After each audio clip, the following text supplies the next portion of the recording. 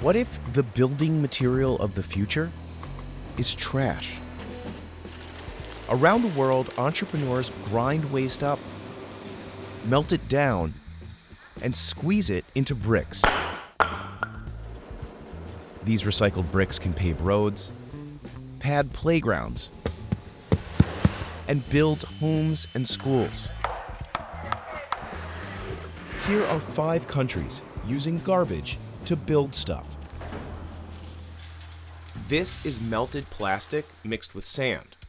It has to look like poo. Ideally speaking, it's very visual like that. And it becomes as hard as concrete once a hydraulic press squeezes it into shape.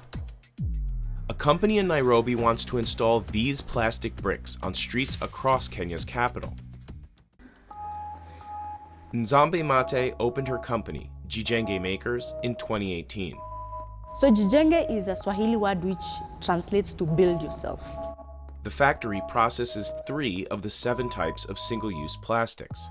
Here on my right, these are the hard plastics, and here on my left, these are the soft plastics. Kenya has one of the world's toughest bans on plastic bags, but bottles and other containers are still everywhere.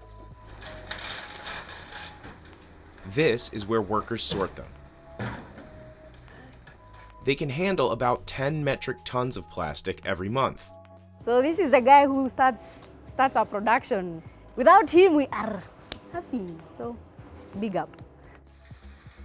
Vinny operates the crusher, which pulverizes plastic into small pieces. Just crush it, very loud. Workers fold the dry mix together with a shovel. Depending on the color you want, this is a stage at which you put the color pigment. And then after that, it's fed on the extruder. This machine heats the plastic and sand mixture until it's soft enough to mold. This is one of my proudest moments as a person, as a team member, and also as the founder of Jijenge. So what you see here, the machine and all the others, we fabricated here in Jijenge. It is mixed together at very high temperatures. So it ranges anything from 300 to 400 degrees centigrade, where it mixes that plastic and sand and forms a gooey, like a dough-like material. And that's what we make the brick with.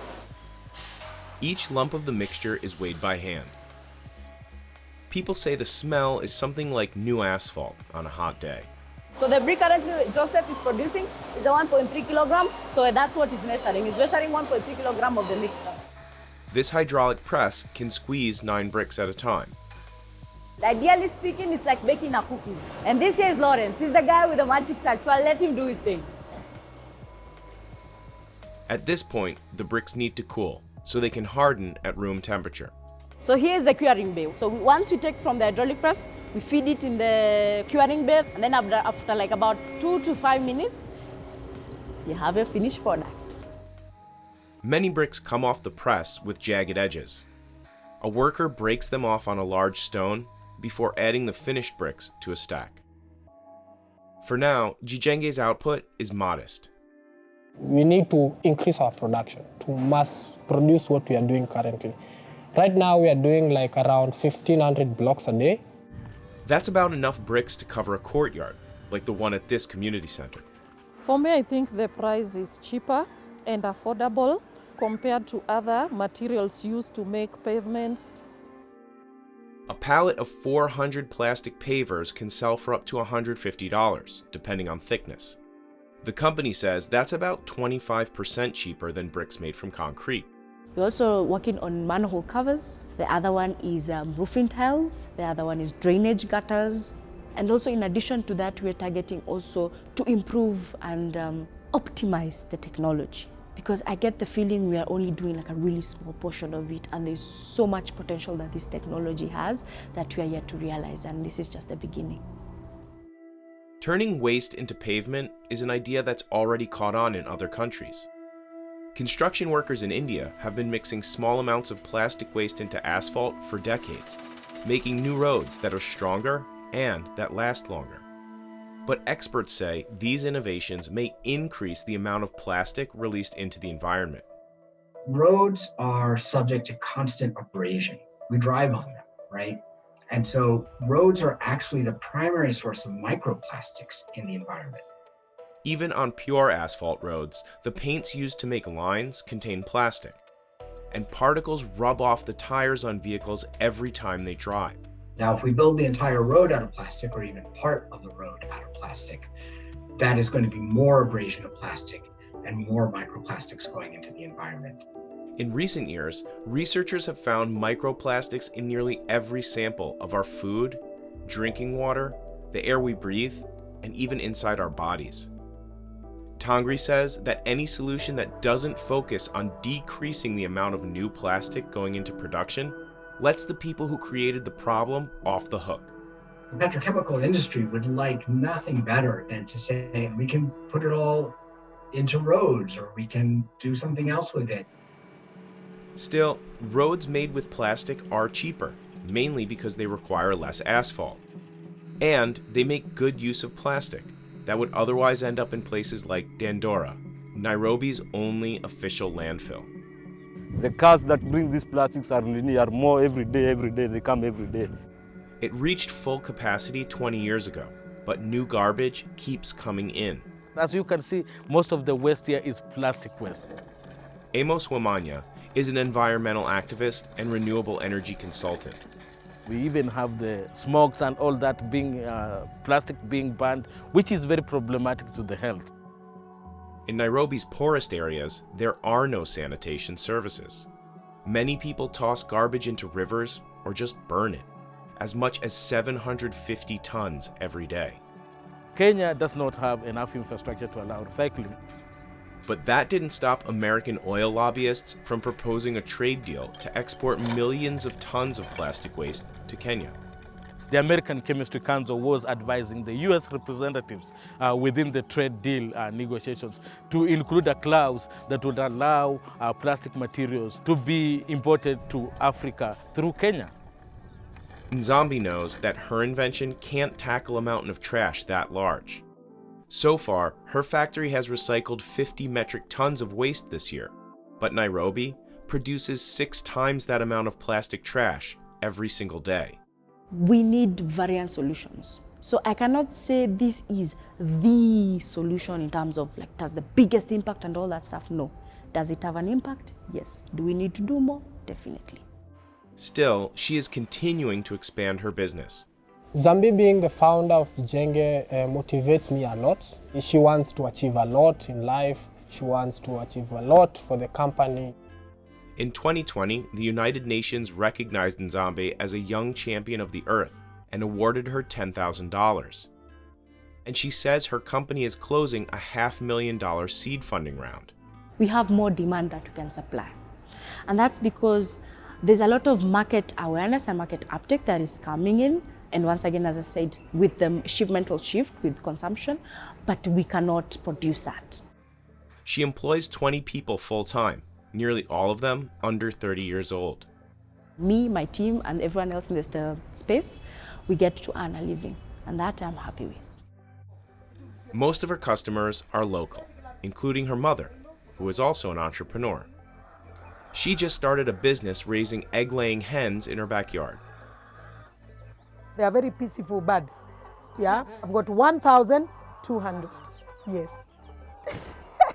Nzambi's first experiments with plastic trash took place here. Now, her bricks cover the entire driveway. Even outside, she has done this up to outside the compound. And we are very grateful. Now we live in a very good place. Eventually, Nzambi wants her business to grow internationally. Plastic waste is not just a Kenya problem, it's not a Nairobi problem, it's a worldwide problem. And so if we can figure out how to solve it in our locale, then it's easy to replicate that solution to maybe to start to the East Africa region, and then to the greater part of the world.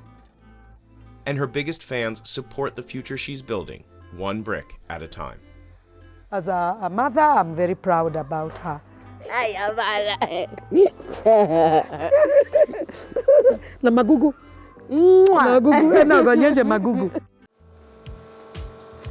This is one of Nigeria's first tire recycling businesses. Workers start by ripping out the steel wires so the rubber can be cut, shredded, and turned into bricks for driveways and playgrounds. This is softer and actually a bit bouncier. Ifedolapo Runshewe started Free Recycle back in 2018. Now, her company recycles hundreds of tires per day.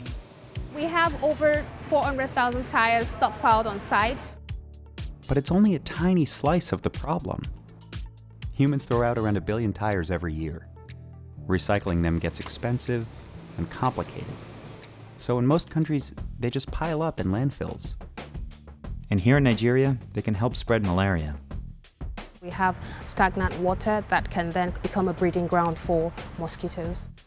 So why is it so hard to recycle tires? And why are tire graveyards so dangerous? More than half of all the cars in Nigeria are in and around its biggest city, Lagos. So there's a good chance old tires will end up with a roadside mechanic like Samuel. Maybe you are going on the road, you have flat tire, I will repair it for you. He saves any tire he can't fix to sell to Free Recycle. Samway and other shop owners, like Adams, make about 30 cents for each tire. It's good, because this tire is condemned before, cannot use for anything before. So for now, I can sell for free company. Today's haul will be stored in the lot behind Free Recycle's 2.5-acre facility. When Ifedolapo wanted to launch the business, no one believed she could make money out of a pile of tires. They kind of looked at us like we're crazy, and generally that was the reaction. But now she has more than 100 full-time employees, and the business makes about 16 cents for every recycled tire. My first tire, the first baby, was recycled in October 2020. The first challenge is removing the steel wires embedded within the rubber. So one of her first investments was this machine called the debeater, which removes them in about 20 seconds. Next, the tires head to this chopper, which cuts each one into 4 or 5 pieces, making them easier to work with. The company can process about 150 car tires per hour. The same things that make tires durable also make them hard to recycle. In the 1800s, Charles Goodyear accidentally dropped rubber treated with sulfur onto a stove and discovered a process to harden the material called vulcanization. It made rubber stronger and resistant to extreme temperatures. Exactly what cars need out of tires. As more Americans started driving, rubber production exploded in the early 20th century. And most of it came from plantations in Southeast Asia. And then World War II happened. The verdict is in on rubber. The enemy now has over 90% of the world's source of raw rubber. The Allies needed a lot of rubber for trucks, cars, and planes. The U.S. asked its major manufacturers to find an additional source. Synthetic rubber, one of wartime's newest industries, one of America's modern miracles. Today's tires are a blend of natural and synthetic rubber, reinforced with metal and plastic fibers to make them more durable. But no matter how tough they are, they don't last forever, and all of the old rubber quickly piled up. By the end of the 20th century, the U.S. had accumulated well over 1 billion old tires. In landfills, they can leach toxins, and when buried, they can sometimes trap methane or other gases and literally float to the surface. They also burn fairly easily. In 1987, about 30 acres of tires caught fire in Colorado. It took almost a week to put them out, and the incident brought this kind of waste into the national spotlight. Within a few years, all but 2 states passed laws that helped fund a new tire scrap industry.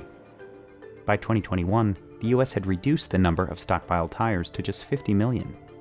Now, America burns 1/3 of its used tires to fuel cement kilns and paper mills, and another 1/3 are turned into rubber surfaces like artificial turf. Less than 20% ends up in landfills. But in developing countries like Nigeria, tire waste is still a growing problem. The country ranks in the bottom 10% worldwide for recycling and sustainability. But Free Recycle is aiming to change that. At the factory outside of Lagos, the shredder rips tires into chunks. These drums crush them into even smaller pieces. Workers rake the remnants over vibrating screens. And large vacuums prevent rubber dust from filling the factory air. Pieces 5 millimeters and smaller fall through. Larger chunks go back through the process and get crushed again. Magnets pull out any remaining metal shards. So here is the fiber separator where the fibers are being separated from the chrome rubber. These are reinforcement fibers, usually made of plastic, nylon, or some other synthetic material. Now, all that remains is rubber. The final vibrating screen separates the different sizes. Powder, which will give a softer feel suitable for playgrounds and gyms, and 3 to 5 millimeter crumbles, which are durable enough to use for driveways. To make those pavers, rubber crumbs twirl inside heated mixers. A polyurethane binder helps hold everything together. It took a long time to figure out the right ratio that could work in Nigeria's tropical savanna climate. A mix or a formulation that would work in, let's say, Europe, wouldn't necessarily work here. So, you just have to find what works best. Dyes adjust the color. A small layer of the colored mixture goes into the mold first.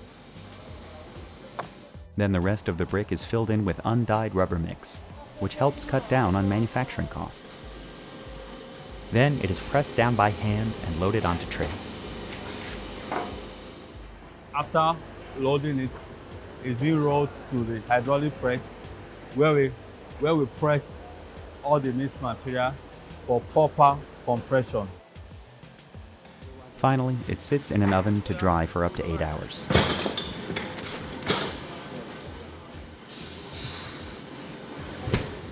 Nigeria's unreliable electric grid means the factory has to make most of the power it uses. 80% of our power is generated internally from diesel power generating sets. Workers tap the dried pavers out of the molds. On a typical day, they make roughly enough pieces to cover an entire tennis court. Every tire produces about 25 of these dog-bone-shaped rubber bricks. Now, they're ready to ship. Scrap tires have become a $12 billion global industry. In the US, Europe, and Japan, most get recycled, and many are burned to create energy. Tire-based fuel costs less than natural gas and burns cleaner than coal. But it still produces emissions comparable to other fossil fuels. In another method called pyrolysis, tires are heated to extreme temperatures without oxygen. Advocates claim it's the cleanest way to recycle them, but it requires a lot of energy, leaving small profit margins. In the US, a third of recycled tires become new surfaces in homes and playgrounds or mulch for gardens. In response to public concerns about shredded rubber leaking toxins, one US federal agency said it couldn't prove there were any health risks, but it recommended that kids should not eat the rubber. Sound advice. Back in Lagos, Free Recycle's top-selling items are paving stones used in playgrounds like this one at an international school. We've been very happy with their service. The product's good. The thick rubber provides a nice bounce for children at play, but also makes repairs and additions easier. If you want to add more services or add more structures, you just remove it and when you're finished, put it back. While Free Recycle aims to eliminate all of Nigeria's tire dumps, for now, this waste stream is still growing. But that's not Ifedolapo's only concern. The mother of two is raising a family and a business together. She says Free Recycle is on the verge of becoming profitable, and she continues building it brick by brick. I think she's like a natural fixer. She saw a problem, she found a solution. Charming, but she's disturbingly efficient. She plans to expand throughout the country, as well as Rwanda, Ivory Coast, Ghana, and Kenya.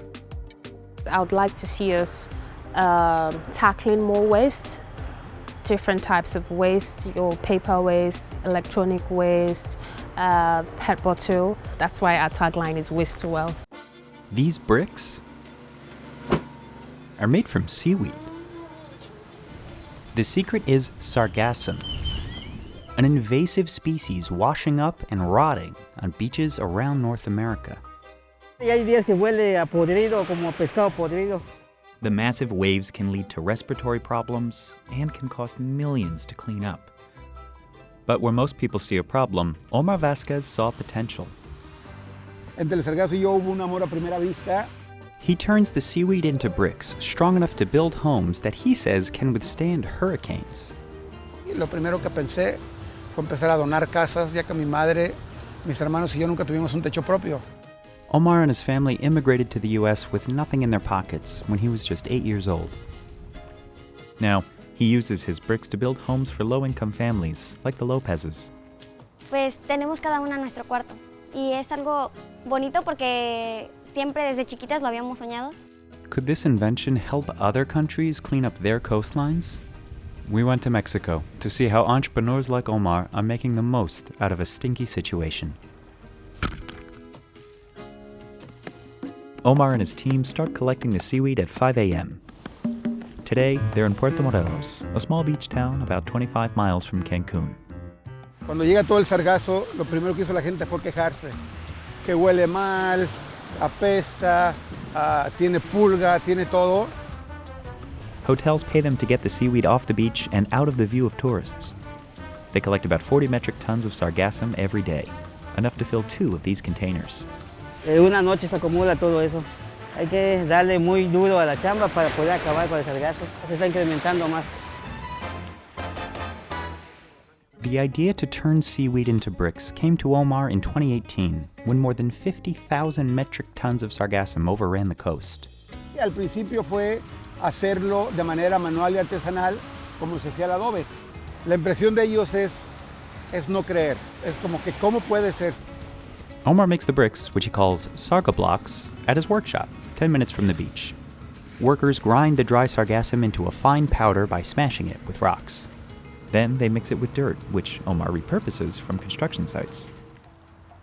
They shovel a mixture of sargassum dust and dirt through a grate to remove any large chunks. They mix the powder with water to form a thick paste. The exact recipe is a secret, but each brick is about 40% sargassum. Sarga blocks can also be recycled again and again. Se te rompe, lo vuelves a moler y lo vuelves a fabricar. With this single machine, Omar can make up to 3,000 bricks a day. He developed 8 prototypes before perfecting this one. Now, he's designing a bigger machine that could produce 8,000 bricks a day. He has 6 full-time employees making the bricks, and some help build homes, too.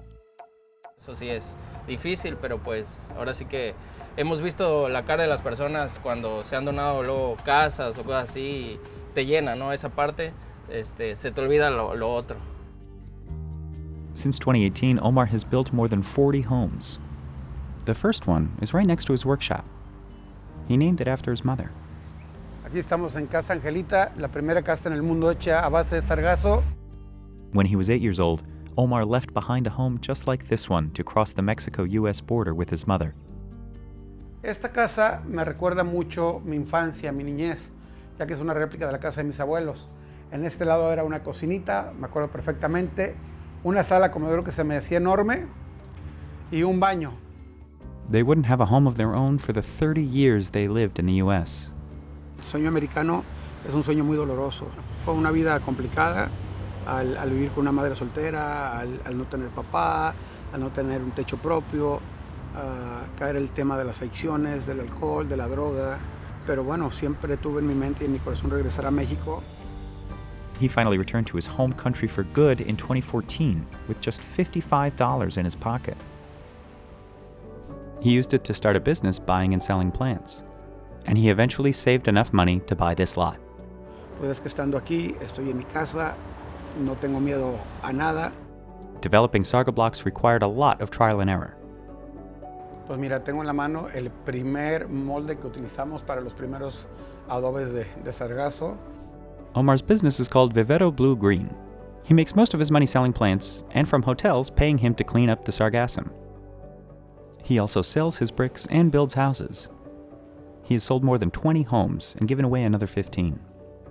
Omar admits the houses may not be fancy, but they are durable. Casa Angelita lleva 4 años y la pueden ver, hemos tenido huracanes, tormentas tropicales, hasta la intemperie y no ha pasado absolutamente nada. That's good news for Elizabeth del Carmen Bonola Lopez and her daughters. Their home was destroyed in a hurricane in 2021. Omar helped them rebuild it with sarga blocks. Una palapa que se me estaba cayendo, que no tenía yo nada, pues una casa de sargablock, que nos sentimos seguras, mis hijas y yo contentas, felices. No huele mal, no trae bichitos, pues es más cómoda que cualquier casa. porque se ajusta al calor y al frío. Indeed, research shows that seaweed is a great insulator that keeps homes cool in the summer and stores heat in the winter. Usually, Omar hears about people in need through a friend or a local. Pero ver la cara de las familias felices, híjole, eso sí no tiene precio. And there's no lack of raw material. Over the past decade, waves of sargassum have gotten so large you can detect them from space. In 2020, the Mexican government collected 19,000 metric tons of sargassum from Quintana Roo's beaches. In 2021, it collected twice that amount. Antes eran 3 meses por año que se empezó a ver el sargazo, 4 meses, y ahorita hemos visto temporadas que hasta 9 meses nos ha llegado el alga. Studies show prolonged exposure can make it hard to breathe. In 2023, the Cancun Hotel Association set aside more than $20 million to remove it from beaches. And the problem goes beyond Mexico. The invasive weed has spread to shores across North America, in Florida, Texas, and other parts of the Caribbean. The exact cause of the increase isn't clear, but some experts blame high levels of nitrogen in the sea, a result of agricultural waste runoff and deforestation. So now, Omar's business is getting international attention. He's given TED Talks, appeared on Shark Tank Mexico, and traveled internationally to promote his product. Investors and businesses from over a dozen countries have reached out to learn from him. Estados Unidos, a Belice, a Dominicana, Barbados, Martinica. Omar is exploring licensing and franchising the Sarga Block recipe to other businesses. Elsewhere in Mexico, other entrepreneurs are experimenting with new ways to use sargassum, like making notebooks and even shoes. A British startup called Seaweed Generation is using sargassum to capture carbon and store it at the bottom of the ocean. Back in Mexico, Omar is simply grateful to be living in his home country, surrounded by the people he loves. And after work, he returns to a home he built himself, using his own bricks. Omar hopes his success will inspire others. Así es, que los mexicanos volteemos a ver hacia nuestro país, que volteemos a ver que también hay oportunidades. Si yo puedo, ustedes pueden hacerlo. Hundreds of billions of milk cartons get thrown out every year.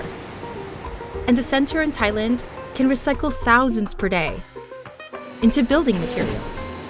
The cartons get turned into bricks or pressed into roofing. These kinds of boxes are really hard to recycle because of the layered mix of aluminum, plastic, and paper. But one of the world's largest producers is trying to make that easier. A Swiss-based company called Tetra Pak made 192 billion food and beverage containers in 2021. It started programs to keep a portion of those out of landfills. Here in Thailand, the company has set up collection drives at some schools. การรีไซเคิลนะคะมีความสำคัญมากเลยค่ะเพราะว่าจากที่กล่องนมนะคะจะบอกว่าไม่ได้ไปทำอะไรเลยแบบว่าพอกินเสร็จก็ทิ้งอย่างนั้น And some of the final building materials help rebuild homes for victims of natural disasters. เราไปทำหลังคาให้กับผู้ที่ยากไร้อะค่ะเขาจะได้มีบ้านอยู่ So can the world's largest carton manufacturer make a difference in reclaiming the waste it makes? We visited Bangkok to find out how to fix a house using old cartons of milk. It's morning assembly time here at the Huamak School.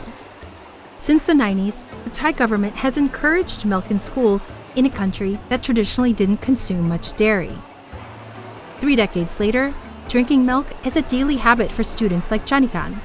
เพราะว่าหนูเป็นคนตัวเล็กเลยอยากสูงก็เลยต้องชอบกินนม This school goes through about 5,000 containers a month, and nearly all of them get recycled. และทุกๆเช้าคุณครูก็จะให้ตัวแทนห้องเรียนมาแจกนมพอดื่มหมดแล้วนะคะก็พับกล่องนมตามวิธีที่คุณณัฐวัฒน์ได้สอนไว้ค่ะ สอนนักเรียนนะครับให้รู้จักของการคัดแยกขยะแล้วเนี่ยก็ยังจะต้องเหมือนกับทำประโยชน์ให้กับสังคมด้วย This educational campaign is sponsored by Tetra Pak, the packaging giant headquartered in Switzerland. The recycling program is active in over 400 Bangkok schools, as well as 150 drop-off points across the capital. But this is a fraction of the company's overall output. Tetra Pak says it's reclaimed 50 billion cartons in 2021, about a quarter of what they made in that year alone. The cartons end up here at Eco-Friendly Thai, a recycling company that specializes in beverage containers and used paper. The Ratchaburi plant processes about 12 million cartons a month. First, they have to be broken down to make it easier to separate the cardboard from the plastic and aluminum. The walls of the cartons made by Tetra Pak have 6 layers. All of them can be recycled on their own, but many recycling facilities don't have machines that can process them all at once. About 75% of a carton is paper, which provides structure. Polyethylene plastic makes up 20% and helps seal the packaging. The last 5% is aluminum. A thin foil helps keep the contents fresh and extends the product's shelf life. And a special heating process sterilizes both the product and the package, making some items shelf-stable for up to a year. The hydropulper breaks up the layers into tiny pieces. Then the boxes go through 3 filters to separate and remove the paper. Each filter is finer than the last. Any wastewater gets pumped back into the pulper. น้ำที่ใช้ในกระบวนการรีไซเคิลสามารถกลับมาใช้ซ้ำได้ The remaining plastic and aluminum end up here at the dump screen. The pulp is trucked to another plant and will be turned into toilet paper and cardboard.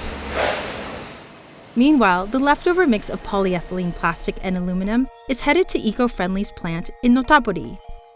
It's called Palial for short. First, workers crush it with a coarse grinder.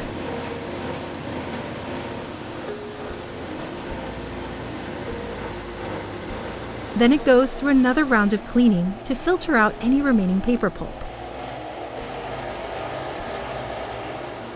Next, a hot air dryer removes moisture.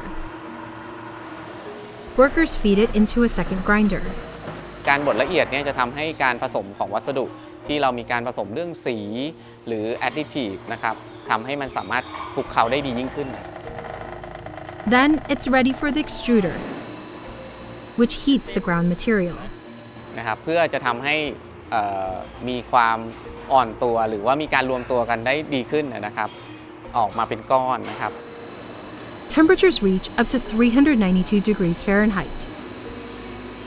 The compressor uses a cooling system to shape the polyol mix.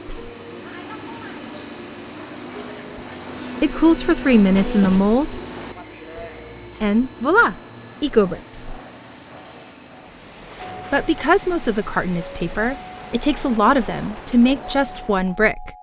อิฐบล็อก1ก้อนเนี่ยประมาณน้ำหนักประมาณ2กิโลกว่าเนี่ยแทนกล่องเครื่องดื่มถึง500กล่องมันก็ช่วยลดขยะในชุมชนลดขยะในหลุมฝังกบ The bricks will be ready for commercial sale in early 2023.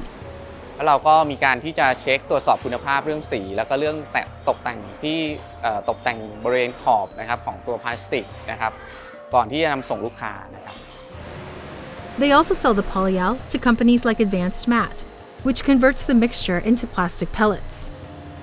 The company makes chairs, roofing sheets, and insulation.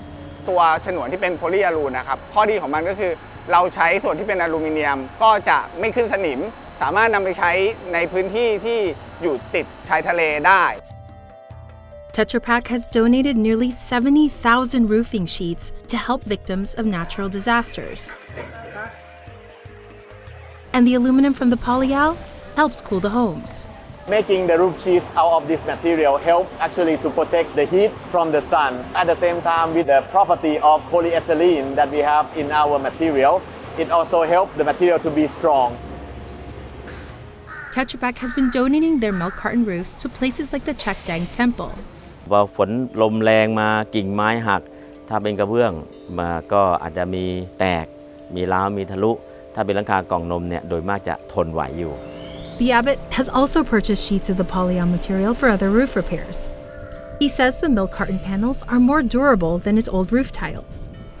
อดีตสำคัญก็คือเสียงไม่ดังนะเวลาฝนตก The office in the back is mostly made of recycled polyol, from the roof to the wall cladding. อาคารเรียนต่อไปในอนาคตก็จะใช้หลังคาจากกล่องนม In 2021, Tetra Pak spent less than 1% of its annual revenue on recycling programs. The company says it plans to invest about $100 million each year over the next decade to increase the amount of recycled material that goes into new packaging. Their Thailand recycling program started in 2006, but it's been hard to raise awareness. เรายังไม่ตระหนักว่ากล่องนมรีไซเคิลได้สองก็คือเราให้เป็นภาระของคนที่เก็บขยะเพื่อให้เขาแยกออกมา Tetra Pak admits it still has a long way to go. We can make an improvement in the bigger scale in terms of climate impact and also biodiversity. We also want to expand in terms of recycling products that we can manage and we can produce in order to be able to contribute more to the communities. This rock-hard beam is made from hard-to-recycle plastic, like grocery bags, bottles, and even electronics. A company called Conceptos Plásticos takes plastic basically no one else wants and turns it into building materials. The finished bricks interlock, like life-size Legos. The company makes it easier for locals to earn money picking waste out of dumps or off the street. On travaille dit, ils donnent nous l'argent cash. The mission? To improve the lives of waste collectors and turn trash into something useful, like this schoolhouse.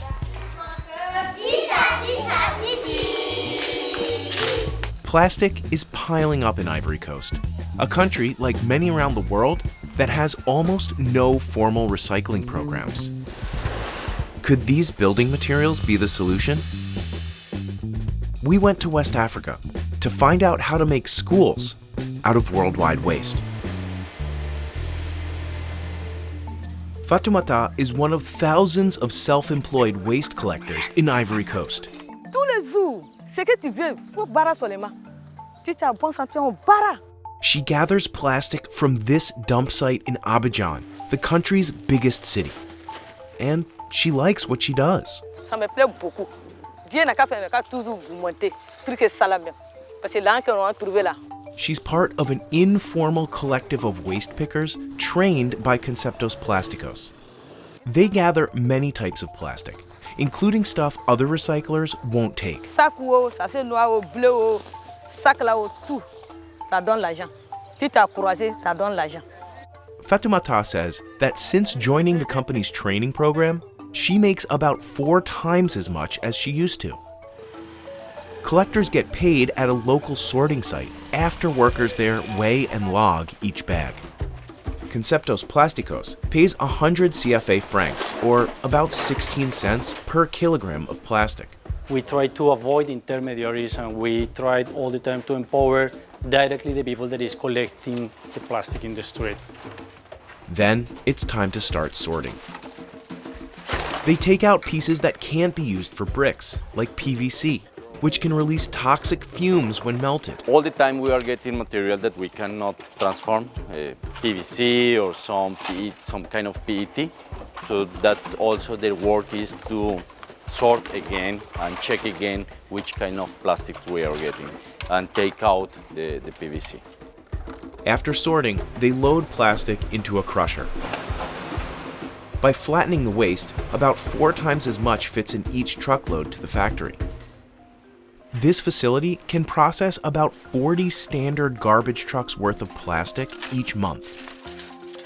Workers load hard plastics, like these from electronics, on a conveyor belt, which carries them to a crusher.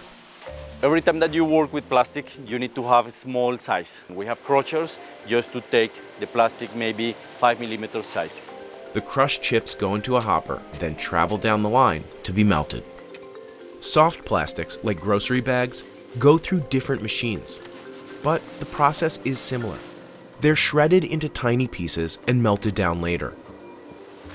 The final mixes combine different categories of plastic in specific ratios. We have 2 different kind of mixes, one mix for bricks and other one for columns, for structural elements. We have small percentage of some additives to help the plastic in the machine and everything.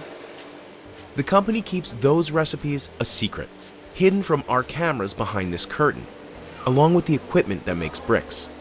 Behind the wall, we have all the technology and the molds that we develop. That's the way we do the bricks.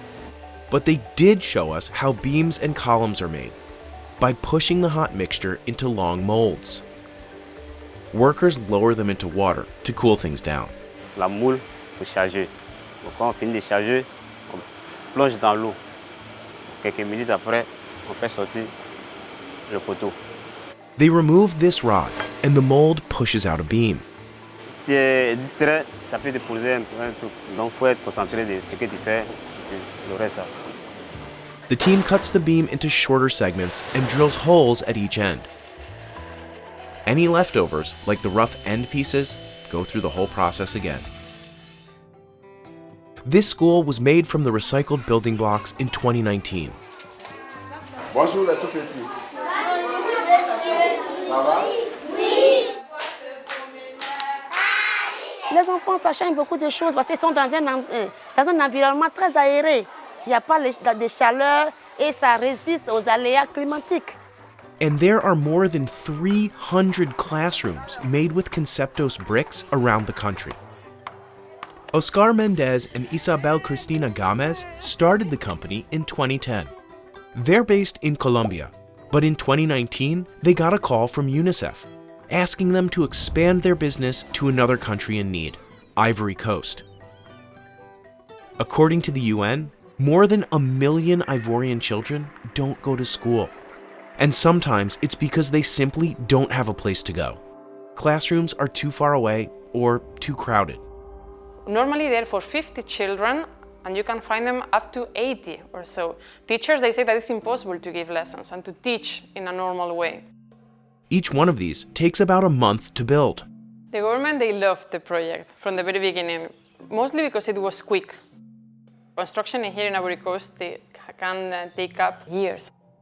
The government estimates that Ivory Coast needs about 30,000 more classrooms just like this one to end the shortage. So, is there enough plastic trash to build all those? Technically, yes. The city of Abidjan likely creates enough waste each day to build about 45 classrooms. Collecting, sorting, and transforming all that plastic is the hard part. We need to design a really good sorting process here. Okay, take this out and bring bottles. Bring the bottles, but tell the guy, take this out, chop chop. Oscar says bringing this process into more communities could be the key. We are solving local problems and the solution should be local. We are trying to see how can we go down with the really small scale and go directly to the people who can maybe make their own bricks and their own products. He says the company has transformed more than 3,000 metric tons of Ivory Coast plastic since it got started here. In the long run, solving the plastic problem means making less of it. But for the foreseeable future, the waste has to go somewhere. And ultimately, the work is about a lot more than using up trash. We are doing good things for the environment and for people. We are really happy to see how people is changing their lives. Their faces, their looks, they tell everything. Because for the very first time, they have something and it's their own. Est-ce que vous n'êtes pas content d'être dans cette classe? On est content, non? Si vous êtes content, on applaudit. Voilà.